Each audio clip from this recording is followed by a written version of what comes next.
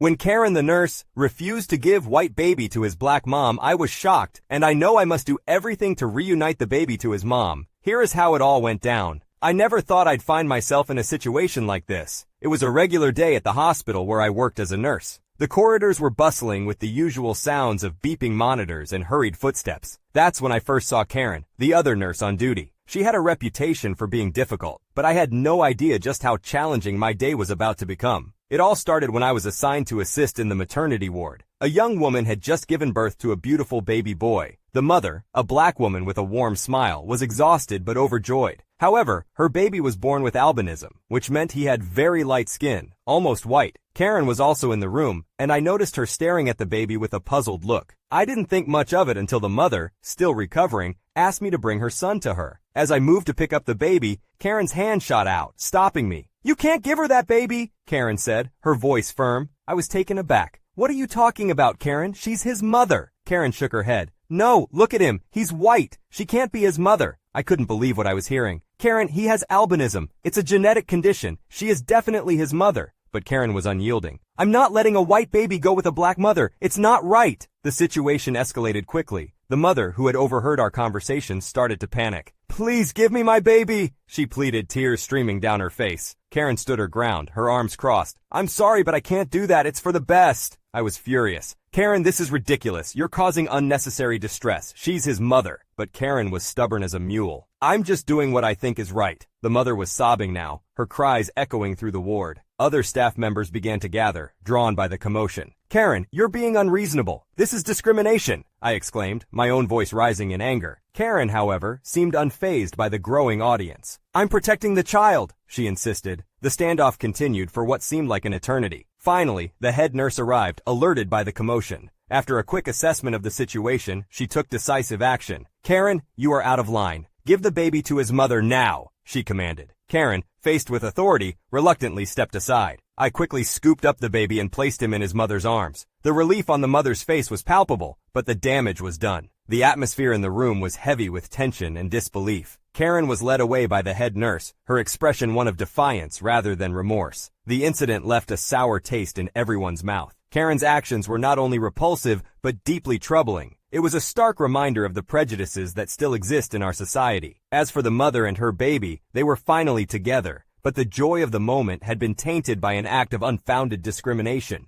In the days that followed, Karen faced disciplinary action. Rumors swirled about her future at the hospital. As for me, I couldn't shake off the feeling of disgust at what had transpired. It was a harsh lesson in the reality of ignorance and bigotry, one that I hoped never to witness again. But the image of Karen, standing there so stubbornly against what was clearly right, stayed with me. It was a reminder of the ongoing battle against prejudice, a battle that seemed far from over. It was absolutely unbelievable. I cannot even begin to express how shocked and outraged I was by this incident. If, by some unfortunate turn of events, a similar situation were to occur in the future, I would be compelled to take every possible action within my means to ensure that Karen Nurse fully comprehends the gravity of her actions and the consequences that they entail. It is imperative that she learns a valuable lesson from this experience and understands the impact it has had on others. As I stared at the ring on my finger, I couldn't shake the feeling that something was terribly wrong. Little did I know that canceling a trip because of my fiance's ex-wife and her baby would be the catalyst for a chain of events that would shatter our relationship. Here's how it all went down. I, female 32, have been with Kyle, male 37, for 2.5 years. We got engaged 6 months ago. Kyle has been divorced for over 5 years ago. He was married to Elena, female 37. They have a son, Grayson, male 8. Elena has a toddler from a guy she met after her divorce and dated briefly, Ella, 2.5 female. Grayson is a wonderful little kid. He has his room in our house and he is so loved by all of us. Kyle and Elena are good friends and co-parenting great. The problem I have is she is everywhere. Besides the holidays and birthdays, which I understand, Christmas, Grayson's birthday, Thanksgiving, Elena and her baby are pretty much invited to any family function such as Kyle's birthday, Kyle's parents' anniversary, my birthday, yes, Kyle invited her to my birthday, our camping trips, etc. I've talked to Kyle many times, but he thinks I'm being insecure for no reason and making a big deal about nothing. I booked a trip to Mexico for January for me, Kyle, and Grayson. Kyle told Elena that on the last week of January, we will have Grayson for an extra week since he is coming with us to Mexico. Apparently, Elena managed to ask him about our trip dates and details. I saw on Facebook she was posting about swimsuit shopping for her upcoming trip. Kyle texted her and asked her if she is going somewhere that week too. She said she researched our hotel and I took advantage of the same deal as you guys, so I guess we will see you there, haha. I told Kyle then we are canceling the trip. He said he can't because tickets are non-refundable. I told him then I'm not going. I want for once to have a family vacation without his ex-wife. I want a family vacation without his ex-wife. But Kyle thinks there's nothing we can do now. We need to address this for future plans and be clearer about boundaries. I recently ended an engagement. Yes, right before Christmas. My brother and his girlfriend have kindly offered to let me stay with them until I find a place of my own, hopefully soon. Here are the steps I have taken so far. I have packed my clothes and personal belongings. I have canceled the subscriptions, Netflix, Disney, etc., that were under my credit card. I have wrapped and left the gifts under the tree so they can be opened on Christmas morning without me. I have e-transferred half of the rent and utilities for December. My brother will pick up my belongings later, including my books. If I bought something specifically for the house, should I take it with me? Or does it now belong to my brother since it's his house? The items in question are an air fryer, an Instant Pot, and a Dyson vacuum. Is there anything else I should do? Kyle came home late last night since he was working on a project with his coworker. He saw me awake and got surprised and asked, "Is everything okay?" I said, "We need to talk." I basically told him that either he tells Elena to cancel her trip and establishes boundaries or we are done. He said, "Oh my goodness, are you still on this?" I said, "I'll talk to her for future events. Let it go for goodness sake." I said, "No. This has been my life since we met. She and her baby are always in my hair. I get upset. You convince me to let it go this time, then it happens again." I reminded him that last June we hosted Elena's baby's birthday at our backyard and paid for and did everything, and you told me to let it go. Where is the limit? Will she be invited to our wedding and be in the bridal party? Will she be at our honeymoon? Will she be at the delivery room when I give birth? He said, "We are both tired. Why don't we talk tomorrow?" I expressed my impatience, saying, "Will you ask Elena to cancel her trip and inform her about my boundaries?" He responded, "I can't force her to do anything since she is no longer my wife. I can tell her that you don't like her and can't stand her. Are you happy now?" I replied, "I don't feel like I will ever be your wife. She is more of a wife to you than I'll ever be. She just doesn't like being intimate, so that's where I come in. That's how I feel. I feel unloved. If we break up and Elena takes you back, would you get back together with her?" He exclaimed, "Stop, you know how much I love you. Why are you saying these nonsensical things?" I persisted with my questioning. He reluctantly admitted, "What do you want me to say? That if I'm single I would try to work things out with Elena, I suppose so?" I got my answer. I returned the ring and informed him, "I will leave tomorrow morning." He reacted in disbelief, exclaiming, "What? Are you serious? What are we doing tonight?" He began talking about our plans of getting married and having children. He knew I left my previous boyfriend because he didn't want to get married, and he pleaded with me not to leave before the holidays. He suggested staying and starting counseling in January. I told him, "I really don't have the energy or time for this." He started crying. I spent the whole night awake, intermittently crying. In the morning he made me breakfast and hugged me, which made me uncomfortable. And he pleaded, "Please don't permanently end it. Let's stay in touch and work on our relationship." I told him, "No, I just can't. Sorry." Once again, he cried and left for work. I spoke with my brother in the morning and he and his girlfriend offered to let me stay with them until I find my own place. I wrapped the Christmas gifts, mostly for Grayson and him, and left them under the tree so they can open them on Christmas morning. He asked me to at least join them for Christmas morning. I declined. Regarding the tickets, which were booked on my credit card, I will call Air Canada today to inquire about transferring them to my brother and his girlfriend. I am extremely grateful for their offer to let me stay at their place. The presence of the fiancé's ex-wife and their child in various aspects of their lives caused tension and discomfort for the author. Despite attempts to address these concerns, the situation escalated to the point of ending the engagement. It serves as a reminder of the importance of open and honest communication, setting clear boundaries, and addressing issues before they become overwhelming. It is crucial for individuals in a relationship to prioritize their own emotional well-being and ensure that their needs are being met in order to maintain a healthy and fulfilling partnership. Throughout my life, my sister has been a constant source of torment, attempting to undermine my self-worth and happiness. From sabotaging my relationship and wedding plans to inflicting emotional wounds, she has pushed me to the edge. But when she suddenly reaches out for support, facing a serious health issue, I must decide whether to forgive or stand my ground. Here's how it all went down. Backstory: hazing. Throughout my life, my sister has always tried to belittle me and make me feel inferior. She criticizes everything about me, from my appearance and friends to my dating life, pets, jobs, and life choices. Beginning. I met my fiancée 2 years ago at work. The first time we planned to hang out was at the lake with a group of people. She became furious and called me unprofessional and inappropriate for wearing a bikini. As a result, she intentionally let my new puppy escape through the front door. Soon after we started dating, she initially treated my fiancé nicely, but then started questioning his financial situation, insinuating that his lifestyle was based on debt or fraud. She began bad-mouthing him to my parents, even suggesting that I would end up in trouble. This led to comments about him being a gold digger. Side note, my fiancé is an entrepreneur in the logistics industry. A couple of months into dating, my fiancé's business crashed along with hundreds of other trucking companies. I honestly believe my sister couldn't wait to start rubbing having a stable life in our faces. She started telling my parents that he never had anything, that it was all an act to bag me, that it's not fair she can't show off her gifts when we come around, that it's impossible for him to have had what he had and lose it,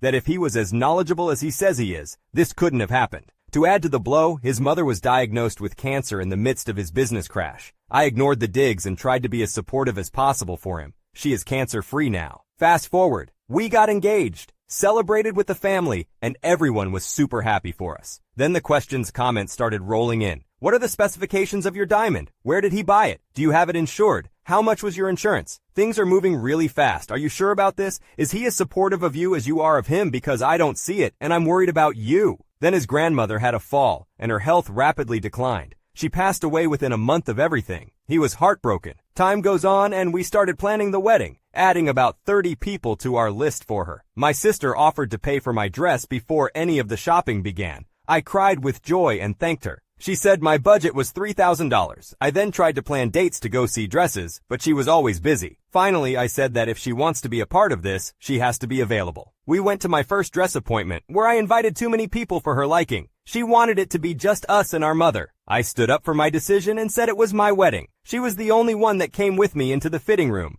kept calling me a big girl, and told me not to worry that we'd find something that would fit me. I'm a size 4'6" in jeans for reference. I came out to show everyone the dresses, and the comment was made that I have too much of a pouch and my shoulders were too big for the styles of dresses I wanted. I cried the whole way home. Eventually, I found a dress at another place with just my sister and my mother. The dress was $8,000, so they told me to keep looking even though I said I'd pay anything over the budget she set. Finally, I scheduled my engagement shoot for my save the dates. I FaceTimed her with excitement, and she told me we looked trashy and that she had to go. She didn't ask how it went after, but called my dad the next day to trash us. Little did she know he had her on speakerphone, and I was there. On the call, she said, "Did you see what she had him wearing? She couldn't find clothes that fit him." My dad let her know she was on speaker and that I heard everything. She hung up and I never said anything to her. Later, she texted, saying that she didn't mean anything bad but was mad at me for being selfish, focusing on myself and not dressing my fiancé better. I didn't respond. He's a little chubby and always has been. He felt great in the outfit we picked, and I thought he looked amazing. A week goes by, and I get into an argument with my best friend because it came out that she's been letting my sister criticize my fiancé for months without stopping it or telling me. I still say nothing. Weeks have gone by, and Thanksgiving comes. I show up to my parents and say hello to everyone, including my sister. She kept trying to turn every comment into an argument, stormed out, and was brought back in. Her husband and our father both tried to tell her to behave and mind her business. She wanted to know where we got the money for my dress, made a comment about my fiancé's fertility, also refused to get in a family picture with us. The night ended early with her throwing her plate, screaming and storming out. I still have not said a word to her. I've been told to reach out and apologize multiple times, or at least reach out so she has an opportunity to talk things through. My parents keep telling me that she loves me and is trying to protect me. I haven't reached out. I won't. I do not want my future to be surrounded by her delusions and condemnations. I need her to call me, take ownership, and show changed behavior. This is supposed to be the happiest time of my life, not a witch hunt. Now here's where I become the jerk. I received a call from my father today that she had some bad test results and probably needs surgery. He asked if I was going to call her. I told him that I love her very much, but I cannot be there to support her while she has continuously tried to tear me apart. If she had extended an olive branch, I would have been more than glad to talk to her. What's going on with her is scary, but not fatal. She's known about it for some time, and she can't expect me to come running just because of this. If she calls me to confide in me and apologizes, I'll be there for her. He was clearly upset with me, but I can't undo everything she did prior to her needing me. For clarification, I have definitely engaged in physical altercations with my sister in the past when she pushes me to my breaking point. I have made a conscious effort to not let her push me to that point by choosing to ignore her, as my previous requests to end conversations have never been respected. I have cut off contact after she made hurtful comments about our engagement shoot. Apart from saying hi when I see her at my parents' house, I have blocked her on all forms of communication. I did express to my parents that I cannot continue to tolerate disrespect towards my future husband for the sake of my future family and my own well-being. I personally paid for my wedding dress, and I believe that, along with her not knowing that I had already purchased it, contributed to her negative reaction on Thanksgiving. I have also informed my parents that she is not invited to my wedding because I cannot trust her to keep her opinions to herself. I may have exaggerated the number of guests for her. It's actually 16, unless I am forgetting someone. I have expressed to my parents that they have enabled her behavior and treated me as the outcast throughout my life. It was difficult for me to separate myself from that environment. My sister is my best friend's supervisor, so they interact on a daily basis. My friend has witnessed this pattern of abuse, which is why I was upset that she enabled it, especially during my engagement. However, we have reconciled and set the boundary that she will change the subject when my sister is brought up and not share details of my life with her. Just to clarify, my puppy was rescued only 30 minutes after escaping. I did suggest that my sister needs professional help during the Thanksgiving gathering. In response, my family told me that I needed therapy. Well, that was quite obvious. After going through such a tumultuous and emotionally draining experience with your sister, it's clear that setting boundaries and prioritizing your own well-being is crucial. While it's difficult to navigate the complexities of family dynamics, you deserve to surround yourself with positivity and support during what should be one of the happiest times of your life. It's essential to prioritize your own mental and emotional health, even when faced with challenging situations. Ultimately, it's hoped that your sister can reflect on her actions and seek the help she needs to heal. But until then, you should continue to prioritize your own happiness and growth.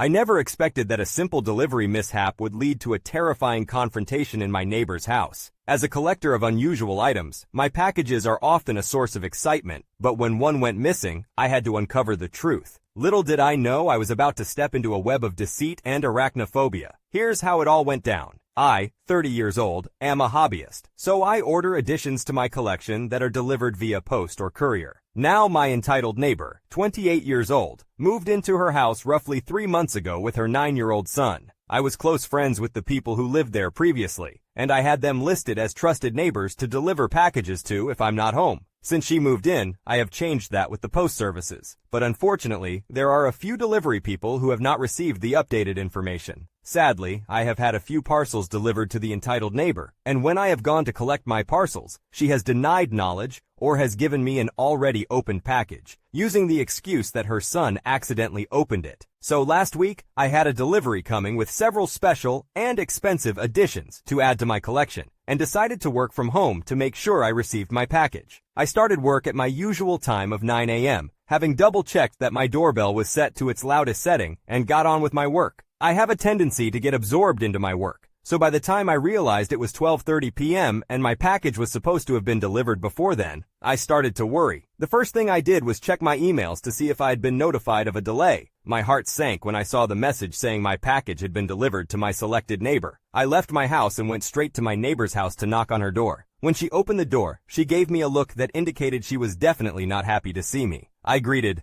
"Hi Ann, I just received a notification that my package has been delivered here. May I please have it?" Ann responded, "There's nothing here." I explained, "I was emailed by the courier service that they delivered to your address." Ann, obviously getting angry, exclaimed, "I just told you there is nothing here for you." I requested, "Please, can you—" Before I could finish, she forcefully closed the door in my face. I was understandably frustrated and knocked on her door again, waiting for a response. However, she completely ignored me for at least 10 minutes. Feeling increasingly frustrated, I went back home and called the courier service, hoping to have the delivery person return and ensure the recovery of my package. I was placed on hold for quite some time before finally reaching a customer service representative. Just as I was explaining the situation to the service operator, my doorbell rang repeatedly, followed by loud banging on my front door. I asked the operator to hold on for a moment while I checked who was at the door. When I opened the door, I was greeted by a red-faced En and her crying son. I was startled when En shouted, "There's a huge spider loose in my house because of you!" Knowing that I collect tarantulas and other spiders, I couldn't help but respond sarcastically, "Oh, so you did get my package after all!" En angrily exclaimed, "Yes, and now there's a huge spider in my living room. You need to get it out of my house now." I calmly replied, "One moment." I closed my door and spoke to the operator who had heard everything. Since I had already informed them about the contents of the package, they were laughing on the phone. I told them I needed to go retrieve my spider from my neighbor. I grabbed a catch cup and paintbrush from my spider room and opened my front door again. My neighbor was still there, looking furious, and her son was now completely sobbing. Me, okay, show me where it was. Neighbor, I hate you. I couldn't help but smile as my neighbor took me into her house and showed me to her living room, where my package was on the floor next to a knife that had obviously been used to open it, and the container that the tarantula had been shipped in. Fortunately, the tarantula was simply hiding under her sofa, and I was able to coax it out with my paintbrush and safely capture it in the catch cup. I put it back into its shipping container and picked up my package. Me, got it. Neighbor, finally! Now get that thing out of my house. It terrified my son and I have arachnophobia. Please don't bring any more of those creatures. Me, excuse me. You're the one who opened a package that belonged to me, even after I came to collect it.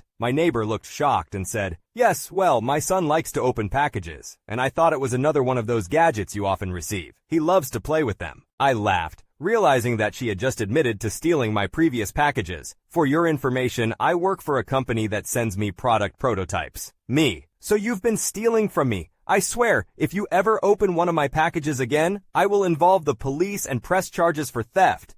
Before she could say anything else, I pushed past her and went back home. Thankfully, the tarantula was unharmed and has happily settled into its new enclosure. Since then, I've contacted every courier service in my area and demanded that they never leave anything at her address again.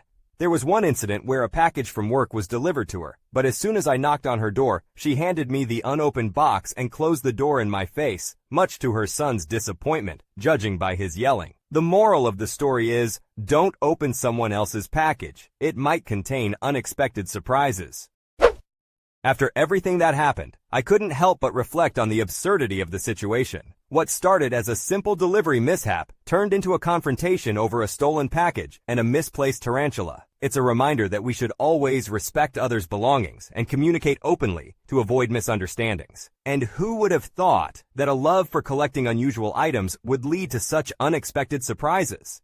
I never expected my words of caution to spiral into a whirlwind of betrayal and shattered friendships. As I reflect on the events that unfolded, from exposing a friend's affair to being shunned by our tight-knit group, I realized the true depth of deception and the darkness that lurks beneath the surface. Here's how it all went down. Background. I, 35-year-old female, was friends with Julia, 35-year-old female, and Alex, 34-year-old female. We have been friends since college, but our small group expanded from 3 to 7. This story is about Julia and Alex. 2 years ago, we all came to know that Alex was having an affair with a married man. Her excuse was that he was unhappy and seeking validation outside of his marriage. I advised her to stop the affair, explaining that it was unhealthy because he would not leave his wife. She didn't listen and accused me of being a bad friend. All of my friends were against it, but they took the stance of, not my problem, not my business. Feeling concerned, I contacted the wife and shared the truth with her. I knew who the wife was because the married man had introduced us before. As a result, everyone in our friend group turned against me, especially Julia, who felt I had betrayed our friends. She stopped talking to me because if I can betray a close friend of mine, then I can betray her as well. Alex was heartbroken because the married man decided he wanted to work on his marriage, so he ended things with Alex. Julia was with Alex, and I was shunned from our group. What happened now? A few weeks ago, I received a call from Julia. She was upset and told me that Alex betrayed her. She had been having an affair with her husband, and she felt heartbroken because she had been supportive of Alex. And this is how Alex repaid her. Even our friend group is divided. At that moment, I was angry. Julia had ignored me for 2 years and bad-mouthed me, claiming that I was wrong. I had warned her about Alex's toxic behavior, so I told her that she should have expected this from Alex. Did she really think that Alex would show loyalty when she had already engaged in an immoral act before? I knew that her morals were compromised the moment she made excuses for having an affair with a married man. I am not religious, but I do have a minimum level of respect towards other people and their feelings, and it's not surprising to me that she went after her own husband. Looking back, I realized that I may have gone too far. Some of my other friends said I was too harsh on her. Even if what I said was true, I should have been more sensitive considering she is going through a divorce. I do sympathize with Julia, but I also believe that as friends, sometimes we need to tell them the harsh truth. I know I said all of this in anger, but a part of me feels that she needed to hear it. Was I wrong? First of all, I want to clarify that I do not regret informing the wife about the affair. I believe that what my friend did was wrong and unethical. She willingly contributed to the destruction of a family while knowing that the man she was involved with was married. Although the primary blame lies with him, she also needs to take responsibility for her actions. If I were being cheated on, I would want to know, so I assumed the wife would feel the same way. I understand that some people have criticized me, but I want to emphasize that I was merely delivering the truth and not involved in the affair myself. Now, regarding the recent update,